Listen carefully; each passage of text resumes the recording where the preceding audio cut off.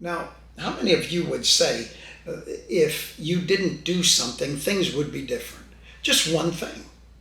If you would have done something differently than you did, things would have been so different. Well, that's true.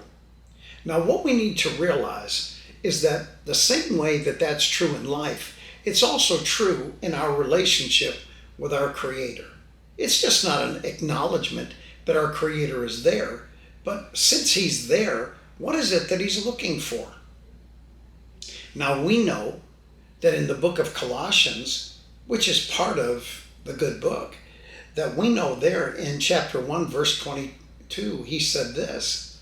He said that He has created you to be holy, unblameable, unaccusable, and unreprovable, without fault or failure in His sight. Can you imagine that God never had a bad thought about you yet? He said that He's created you to be holy, that you couldn't be blamed, that you couldn't be reproved in life. You're holy, unblameable. You couldn't be accused. You're unaccusable as well as unreprovable. But then He goes right on to say, if. He said, if you hold fast to the faith, if you do. That is so big, if you do that.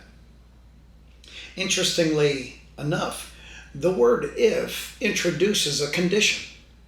It actually is granted on certain terms.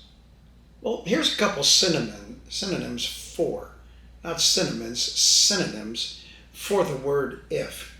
And that is provided that. It's presuming that, supposing that, assuming that.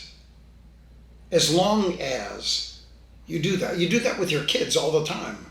You say, well, you do your chores, and if you do your chores, I'll give you a new basketball. If you do this, I will give you that. There are conditions in everything. There are conditions in your relationships with your significant other, with friends, with your work, because every relationship has rules both to enter and to remain within it. You get paid if you do the job.